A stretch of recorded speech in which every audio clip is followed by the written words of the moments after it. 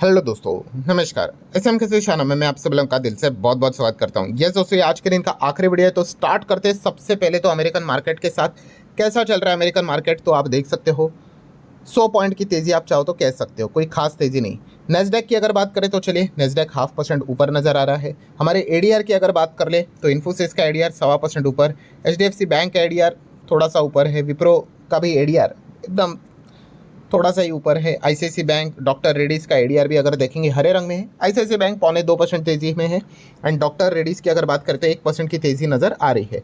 Then अगर बात करें दोस्तों तो gift Nifty, yes gift Nifty 24,500 के पार निकलते हुए देखने को मिल रहा है। ये काफ़ी अच्छा पॉइंट हमें नजर आ रहा है। हमारा बाजार कितने पे क्लोज हुआ था, कुछ तो 300 के रेंज में था, तो उस हिसाब से तो काफ़ी अच्छा बढ़िया परफॉर्मेंस गिफ्ट निफ्टी में नजर आ रहा है। 500 को क्रॉस कर लिया है, सो एक बढ़िया पॉइंट है। लेट्स सी अब कल के दिन की अगर बात क्यों करें तो अगर सिचुएशन ऐसी रही तो काफ़ी अच्छा गैप अप देखने को मिल सकता है। एलएनटी की अगर बात करें दोस्तों तो एलएनटी अगेन यहाँ पे हम कह सकते हैं मिडल ईस्ट को लेकर एक और प्रोजेक्ट इन्होंने सिक्योर यहाँ पे कर लिया है। देन ग्रो की अगर बात करें दोस्तों तो फिलहाल तो खबर यहाँ पे सामने आ रही है ब्लॉक डील से रिलेटेड। प्रिवेट कैपिटल की अगर बात कर ले, शायद से 1.6% स्टेक वो ग्रो में निकलते हुए देखने को यहाँ पे मिल रहे हैं। 1900 करोड़ के आसपास ये स्टेक सेल हम लोगों को देखने को यहाँ पे मिल रहा है। But we all know that कि अगर कोई माल बेचता है बड़े लेवल पे, ब्लॉक डील बल्क डील होता है, तो सामने खरीदने वाले भी पार्टी रहती है।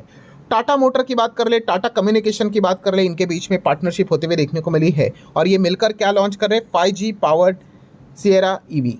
यस, तो ये घरेलू ही कंपनी है। वी ऑल नो दैट इनके बहुत सारे बिजनेस एक दूसरे के साथ इंटरलिंक देखने को मिल जाते हैं।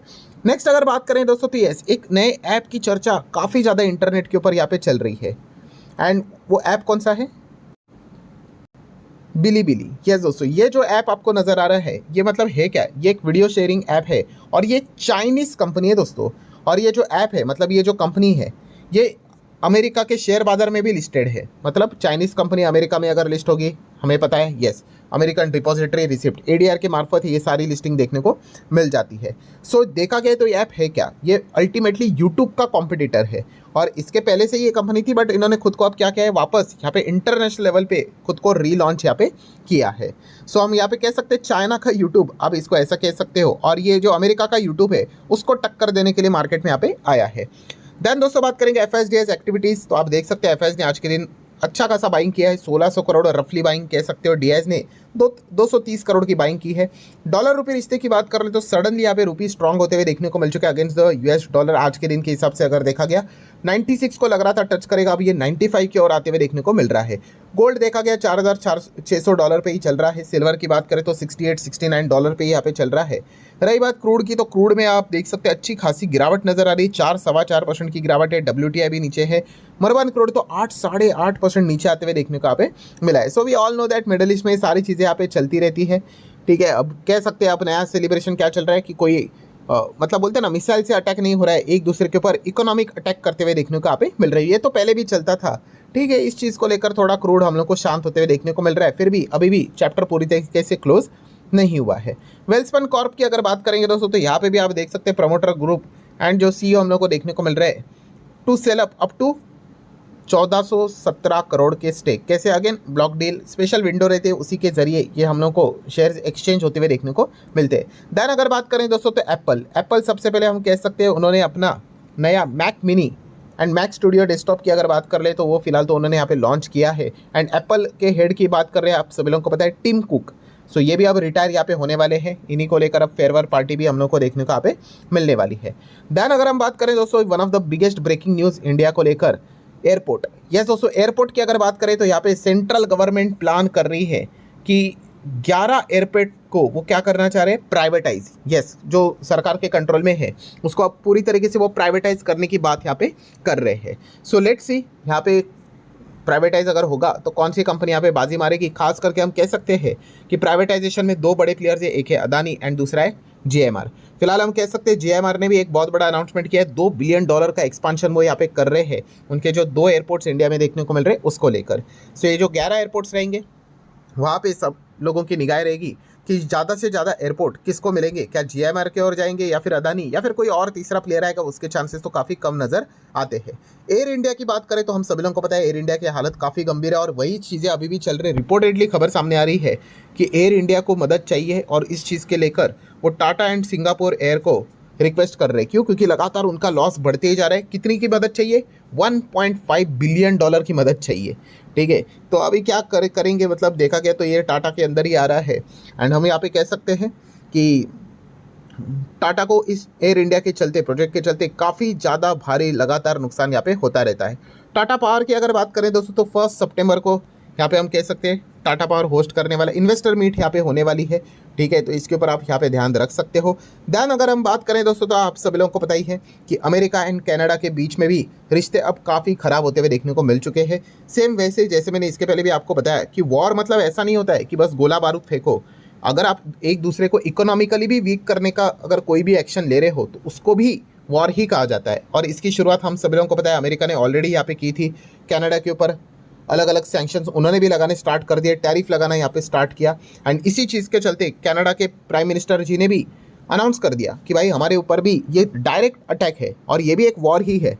सो मतलब बोलते हैं ना, ये जो हमारे ऊपर अटैक यहाँ पे अमेरिका ने किया है, इसका जवाब अमेरिका को भी हम टिट फॉर टैट देंगे। मतलब जो उन्होंने हमारे साथ किया है हम भी उनके साथ वही करेंगे। एंड दोस्तों ये बातें ही नहीं रही है, एक्चुअल में कनाडा ने भी अमेरिका के ऊपर यहाँ पे टैरिफ लगा दिए। आप देख सकते हैं Canada hit US with the counter tariff on more than 700 products. And कुछ यहाँ पे हम कह सकते हैं रेंज, मतलब कुछ जो ऐसे सामान है अमेरिका के ऊपर 15% का टैरिफ लगा दिया और कुछ के ऊपर 50% का टैरिफ लगा दिया। मतलब अमेरिका ने जो चीज़ की थी उसी का जवाब कनाडा ने उन्हीं के भाषा में यहाँ पे दिया है। एंड लगभग हम कह सकते हैं अमेरिका का $20 बिलियन का वर्थ का जो सामान है, ठीक है, अब वो यहाँ पे रिटेलिटरी टैरिफ में आते हुए देखने को मिला है। मतलब क्या है, यस अमेरिका का भी सामान अब इतना ज़्यादा महंगा हो जाएगा कनाडा में कि शायद से वो उतना बिकेगा ही नहीं।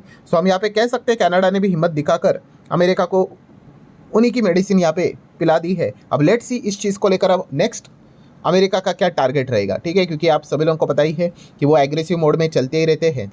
ये देखना एक इंटरेस्टिंग पार्ट रहने वाला है। वैसे अगर हम बात करें दोस्तों, तो हम सभी लोगों को पता है येस्टरडे हम लोगों ने देखा था लेट नाइट स्कॉट बेसेंट ने अनाउंस भी किया था कि ईरान के ऊपर अब और ज़्यादा कड़े इकोनॉमिक सैंक्शन यहाँ पे लगाए जा चुके हैं। और उसमें सबसे बड़ी बात कौन सी है? Secondary sanction. सेकेंडरी सैंक्शन मतलब कोई भी कंट्री अगर ईरान के साथ अगर बिजनेस करेगी तो उस देश के और उस पर्टिकुलर कंपनी के ऊपर अमेरिका सैंक्शन लगा देगा। और दोस्तों इस चीज़ के चलते अमेरिका ने एक्शन भी ले लिया है। America sanction 4 Indian companies under the new economic जो उन्होंने नियम बनाए उस चीज़ के चलते। क्यों? क्योंकि ईरान के ऑयल से रिलेटेड एंड पेट्रोकेमिकल से रिलेटेड यहाँ पे ये कंपनियाँ ट्रेड करती थी। तो हमारे 4 इंडियन कंपनीज यहाँ पे उन्होंने क्या कर दिया, उनके ऊपर बैन लगा दिया, सैंक्शन लगा दिया, आप ऐसा यहाँ पे कह सकते हो। सो हम देख सकते हैं दोस्तों कि अमेरिका की मनमानी स्टार्ट होते हुए देखने को मिल चुके हैं। लेट्स सी इंडिया इस चीज़ को लेकर क्या जवाब देता है, चांसेस तो कम ही लगते हैं। नेक्स्ट अगर बात करेंगे दोस्तों, अगेन यहाँ पे H1B वीज़ा वाला भी चीज़ें वापस स्टार्ट होते हुए देखने को मिल रही है। वापस वो क्या कर रहे हैं, H1B वीज़ा का जो फ़ी का प्राइस है वो यहाँ पे बढ़ाते हुए देखने को यहाँ पे मिल रहे हैं। दैन अगर हम लोग बात करें दोस्तों, तो एक और बड़ी खबर जो कि हम सभी लोगों को वैसे भी पता ही है कि ट्रम्प यहाँ पे क्या करते हैं, कोई भी डिसीजन लेते हैं एंड इनका खुद का भी स्टॉक पोर्टफोलियो देखने को मिल रहा है। एंड इस चीज़ के चलते काफ़ी केओस अमेरिका में भी बचता है कि भाई ये तो कॉन्फ्लिक्ट ऑफ इंटरेस्ट हो गया, क्योंकि उनको पता है वो क्या डिसीजन लेने वाले हैं। सो कौन सा स्टॉक भागेगा, कौन सा स्टॉक गिरेगा, तो ये तो उनको यहाँ पे पहले से ही पता होगा, बट स्टिल कोई कुछ नहीं कर पा रहा है। एंड इसी चीज़ के चलते दोस्तों एक बहुत बड़ी खबर सामने आ गई कि ट्रम्प ने कौन सा स्टॉक यहाँ पे खरीदा है।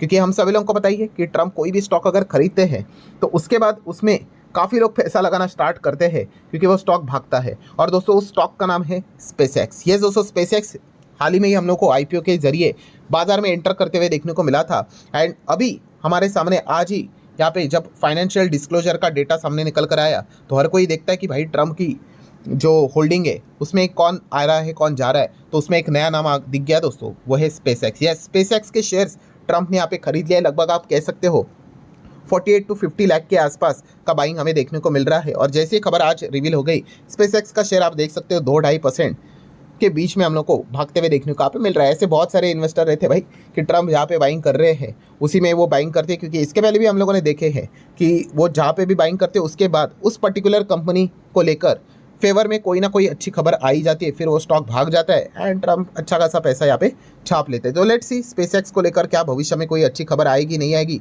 इसी के ऊपर हर किसी का ध्यान रहने वाला है। बिटकॉइन की बात करें $80,000 को क्या क्रॉस करेगा आज ही की रात, ये देखने वाली बात होगी। वैसे तो ऑलरेडी किया था, 81 तक भी चले गए थे, फिर वापस नीचे यहाँ पे आया है। देन इथेरियम की बात करें 2500 का रेंज क्या वापस हासिल करेगा, ये देखने वाली बात है। तो चले लेट नाइट चेक कर ही लेंगे। जाते जाते एक और बार अमेरिकन मार्केट को चेक कर रहे थे, 100 पॉइंट की तेजी है नैस्डैक में, देखा गया यहाँ पे भी 100 पॉइंट की तेजी है। अच्छी बात यह है कि हमारा गिफ्ट निफ्टी 24,500 के ऊपर है, जो एक अच्छा संकेत देता है। ठीक है, वैसे तो कैश सिस्टम के चलते काफ़ी मिसमैच यहाँ पे हो रहा है। आज के दिन भी आप लोगों ने देखा ही होगा कि कैसे अचानक से तेजी, वो कैश सिस्टम के चलते, और मंथली एक्सपायरी भी यहाँ पे थी। तो फर्स्ट टाइम कैश सिस्टम जब चल रहा था तभी हम लोग को मंथली एक्सपायरी देखने को यहाँ पे मिली थी। सो ठीक है दोस्तों, जितने इंपॉर्टेंट पॉइंट्स थे सारे कवर कर ले। वीडियो हेल्पफुल लगा होगा, चाहो तो लाइक एंड शेयर कर सकते हैं। अब डायरेक्टली मिलेंगे कल, तब तक के लिए बाय बाय।